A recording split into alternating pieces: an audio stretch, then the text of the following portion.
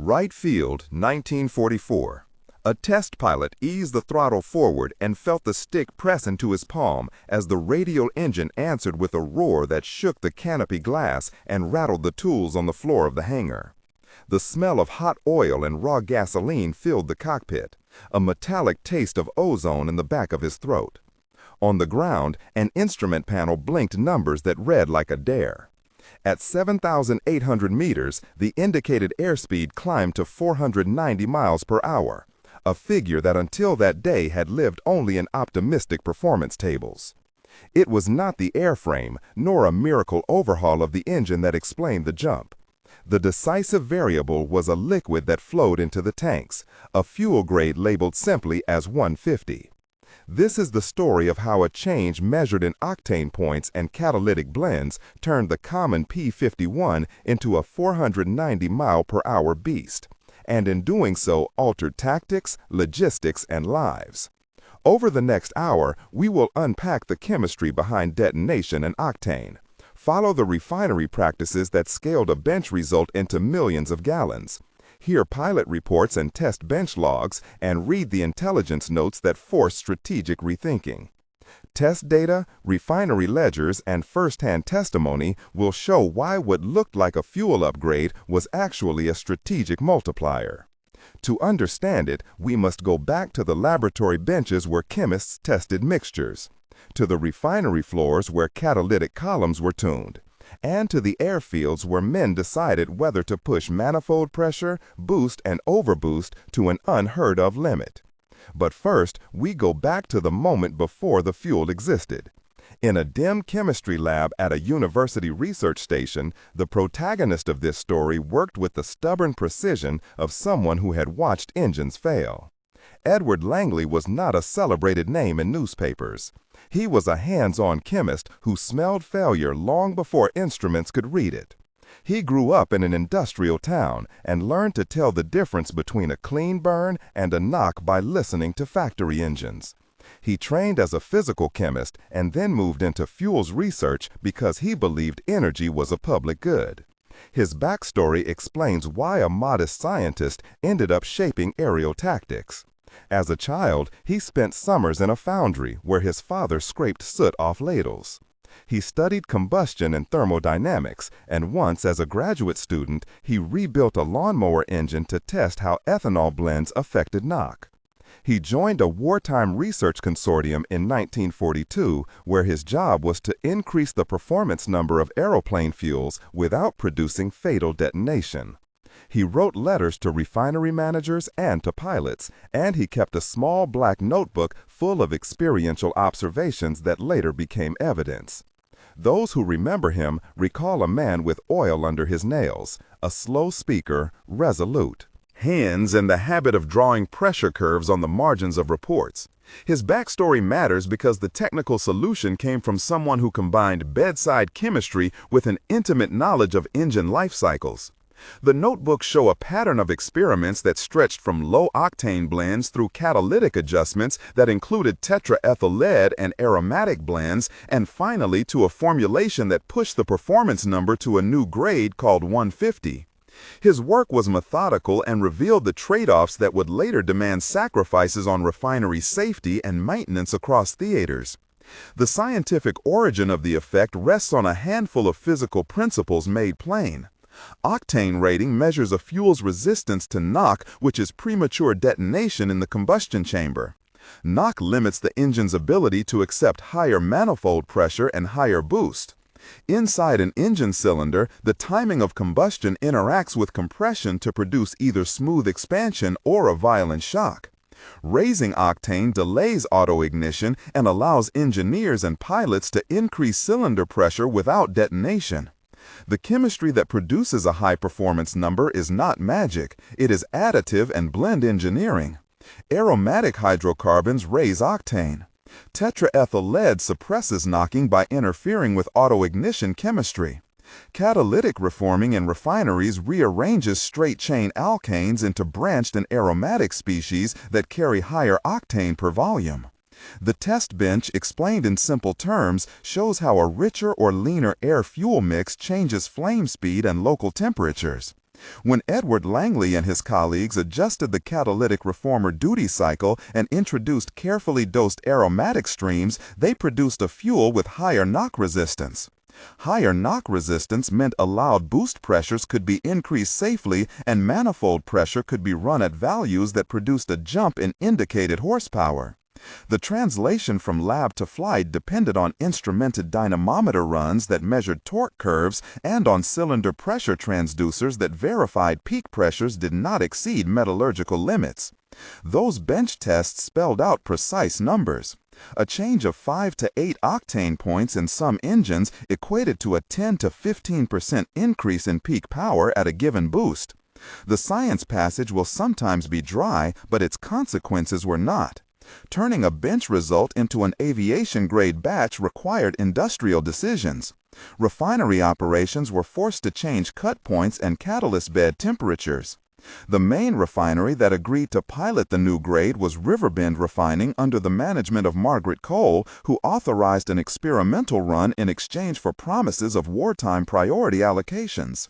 She directed a team that included Walter Grimes, a process technician who monitored temperatures, and Dr. Helen Park, a catalyst specialist who altered platinum loadings in the reformer. The process changes were precise. Refiners increased reformer severity to yield more aromatics and shifted naphtha cuts. They introduced tetraethyl lead in controlled dosing to improve performance number while monitoring lead fouling in distribution systems. Safety protocols had to be rewritten because the increased aromatic content raised vapor pressures and altered flammability risks in storage. Logistics Chief Anna Morales coordinated tanker schedules and road transport because the new fuel could not be stored alongside standard grades without cross-contamination. The production passage documents that the pilot batch was only 50,000 gallons at first, produced by a night shift in October, but a single tanker load reached the airfield and changed everything. Scaling to millions of gallons required modifications to blending tanks, training for refueling crews, and new test procedures at the depot to prevent mixture segregation. The refinery ledgers record quantities, catalyst run times, yields, and the loss rate from off-spec blends. Those numbers underline the industrial gamble Riverbend took. The first operational tests happened at a northern flight school, where Lieutenant Robert Hayes climbed into the cockpit of the modified P-51 and radioed to ground. The scene is alive with sensory detail. The control tower smelled of cigarette smoke and cold metal. The grass outside the runway glistened with dew, and the wind carried the scent of hot brake pads. In the radio exchanges, the human element becomes plain and gives texture to the data. "Tower, this is Hayes for engine run-up," he said, voice steady but with a tremor of expectation. "Copy, Hayes," the ground engineer answered. "We are on sample 150, said Margaret Cole from the hangar corridor over the open mic. "You sure the blend is within limits?" asked flight mechanic Walter Grimes, fingers stained with fuel. "We triple-checked the sample," said Dr. Park. "Manifold pressure to 73 inches and hold at 60 seconds for reading," the test bench log advised. "Roger," Hayes replied as he advanced the throttle. The engine note changed from familiar to aggressive, a higher pitch and fuller tone as boost climbed. "I am reading 245 inches on cylinder pressure and no knock," radioed Hayes as numbers scrolled. "Keep it steady and take speed reading," Margaret instructed. "Airspeed holding 487, Hayes reported, voice quieter now, a thin smile audible. This sequence of 4 to 6 exchanges is not theater. It is how decisions were recorded and how men negotiated risk inside minutes that would change doctrine. One of the first moments of tension came on the parachute jump trial when engineers debated whether to allow pilots to run engines at a level that could risk overheat. The debate lasted hours and then condensed into a tense flight scheduled at dawn. The test moment is heavy with sensory detail. Dew coated the wings. The pilot tasted copper on his tongue. The hangar floor smelled of solvent and cold metal. Instruments flickered as the engine climbed to pressures it had not seen in combat. For 2 heartbeats, the tachometer jumped and the warning light flashed before stabilizing into a sustained reading. That stabilization was a moral and technical victory. The scene is elongated and slowed to show the decision process, the uncertainty in voice, and the relief that followed. It is here that the tension reveals the trade-offs between performance and risk. After successful tests, the fuel moved from the experimental flight school into real operations. Implementation in combat theaters changed engagement envelopes.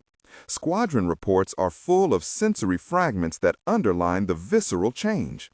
Captain Samuel Ortega wrote in his log about the sound of enemy fighters closing and the feel of the stick as the Mustang accelerated past intersection speed.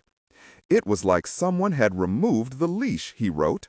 A pilot named Elena Ruiz described the smell of hot oil when she pushed manifold pressure up and the way the airframe shivered as speed climbed. Combat narratives contain direct speech that captures panic and victory. In one engagement, a wingman shouted over the radio, "Bandits at 11 o'clock," and then, "They cannot catch us," and then, "Break left now," in a sequence of shouts that mixes fear with the new confidence the fuel allowed. In another mission, a bomber pilot reported that escort losses fell and that the bomber crews could now count on a higher cruise margin that allowed evasive climbs. These field reports were corroborated by instrumented after-action readings that showed top speeds increased anywhere from 30 to 50 miles per hour in comparable conditions, and climb rates improved by measurable seconds to altitude. The human cost came into view as well. Mechanics reported increased wear and more frequent replacement of pistons and valves. Maintenance logs showed a spike in engine strip-down intervals and an uptick in accidents related to fuel handling. Names of secondary characters recur in these logs. Commander Edward Price reviewed squadron readiness and ordered modified maintenance cycles. Logistics Officer Ana Morales recalculated tanker runs. Margaret Cole and Riverbend engineers answered to military procurement and scrambled to expand capacity. Tension returned in the logistics chain when a rail strike delayed shipments and a squadron in the Mediterranean faced low fuel margins. The cinematic moment is slow and detailed. The depot smelled of diesel, the depot manager's hands were raw, the sky was a flat pewter, and pilots waited with engines cold. That scene lasts long enough to show the ripple effects of a single bottleneck. Pilots argued on the radio, ground crews worked overtime, and the commander had to prioritize missions. An intercepted intelligence memo suggested the enemy had noticed a change in interception patterns and was experimenting with different tactics. That prompted the intelligence passage where analysts ran comparative tables. The enemy reaction was systematic. Intercept attempts were shifted to higher altitude patrols and radar net adjustments. Reports by opposing commanders misattributed the performance increase to airframe overhauls rather than to fuel. That misreading bought time for the innovators. Strategically, the impact was swift. Escort losses declined, bombing mission survival rates improved, and the ability to intercept V-shaped formations changed air supremacy calculations. The numbers matter. In one theater, the loss rate for long-range escort missions went from 12% down to 6% after adoption of Grade 150. Production throughput increased at Riverbend from the pilot batch of 50,000 gallons to monthly runs of 1.2 million gallons within 3 months. The logistics burden shifted. Tankers, blending tanks, and fresh test benches were requisitioned. Economically, there was a cost. Engines required more maintenance cycles and spare parts consumption rose 20 to 30%. Politically, the change forced procurement boards to rethink priorities and to invest in refinery capacity rather than in additional airframes. The human side remained complicated. Pilots who tasted the new performance found themselves in deadly situations more often because commanders pushed the advantage. A critical tension moment occurred when an engine failed catastrophically during extended boost in a remote airfield because a fuel line had been contaminated with tracers from an old batch. The narrative slows to the sensations inside the cockpit. There was a metallic scream followed by the smell of burning insulation and the shock of negative G as the aircraft dove. Ground crews later described the sound of tools dropping and the sight of a man who had known the numbers fall into silence. The investigation showed that blending contamination and rushed procedures at the depot caused the failure. This moment forced a reevaluation of the distribution protocols and led to stricter custody of Grade 150. The strategic reaction of the adversary followed patterns typical of intelligence adaptation.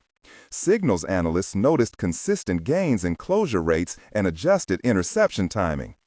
Enemy engineers attempted to replicate the blend but lacked access to similar catalytic columns and supply of tetraethyl lead. Their attempts produced fuels that raised vapor pressure or fouled engines. Reports intercepted and decrypted traffic recorded panic phrases and orders to increase maintenance. The misallocation of resources on their side was the mirror consequence of the success. Our analysts, including Colonel Price and Intelligence Officer Marco Silva, recorded their assessments and advised operational commanders to exploit the mismatch. In technical summary, the mechanism is compact. By increasing the performance number of fuel through catalytic reforming and additive dosing, engineers allowed engines to operate at higher manifold pressure and with increased boost without detonation. The direct effect was more indicated horsepower and faster climb and top speed. The indirect effects spread into logistics, maintenance, production, and strategy. The fuel did not simply make planes faster. It changed decision-making. It altered where commanders invested resources and how pilots weighed risk. At about 1 month after the initial deployments, operational reports consolidated into an early assessment. Pilots who had used Grade 150 consistently reported top speed increases in combat profiles of 30 to 50 miles per hour and improved climb rates. Maintenance logs showed a measurable increase in valve seat wear and in the need for piston replacement. But these costs were largely considered acceptable when weighted against reduced loss rates. Riverbend reported that retooling production lines and adjusting catalyst schedules had been expensive but feasible. At 3 months, the industrial story had further unfolded. Production had scaled from experimental runs to regular allocations, and a second refinery under the direction of Margaret Cole had come online. The numbers were now strategic. The theater command reported a halving of escort losses on certain mission profiles and an increase in mission success rates. The enemy attempted to replicate the blend and failed in part because their refineries lacked both feedstock and catalyst capacity. The intelligence community and procurement boards convened emergency sessions to secure supply lines and to fund refinery expansion. At 6 months, the consequences rippled into post-war planning. The reliance on specialized high-performance fuel had revealed a vulnerability in logistics, but also an industrial opportunity. National plans began to include expanded refining capacity and training pipelines for fuel handling. Politically, investment shifted away from simply building more airframes to building a resilient production base that could deliver specialized fuel grades under pressure. The veterans who flew with the new fuel told stories that shaped public memory. They spoke of the feeling of acceleration, of the smell of hot oil, and of the heavy cost paid by ground crews and refinery workers who toiled to keep the advantage. In closing, the simple image of a number on a speedometer hides a long chain of science, industry, and human decisions. What began as a bench experiment about octane and knock ended up changing who controlled the skies for weeks and months. The mechanism was technical and the consequence strategic. Increased performance came from higher manifold pressure tolerated by a fuel engineered through catalytic reforming and additives such as tetraethyl lead and aromatic enrichment. The payoffs were measurable in miles per hour gained, in reduced loss rates, and in operational reach. The costs were real in maintenance, in increased logistics complexity, and in safety at refineries and depots. 1 month after deployment, the advantage showed in pilot logs and maintenance trails. 3 months in, the shift had become doctrine and production had ramped. At 6 months, the strategic picture shifted toward an industrial posture that would outlast a single campaign. This story is about more than a number. It is about the link between chemistry and command, about how a liquid in a tank can change the fate of men in the air and the priorities of nations. If this episode leaves a question, it is whether modern planners remember that small technical edges can create outsized strategic effects. If you found this account revealing, subscribe and discuss. Tell us in the comments whether the most surprising part was the chemistry, the logistics, or the pilot stories. Your insight helps focus the next investigations into how small scientific changes translate into big historical shifts.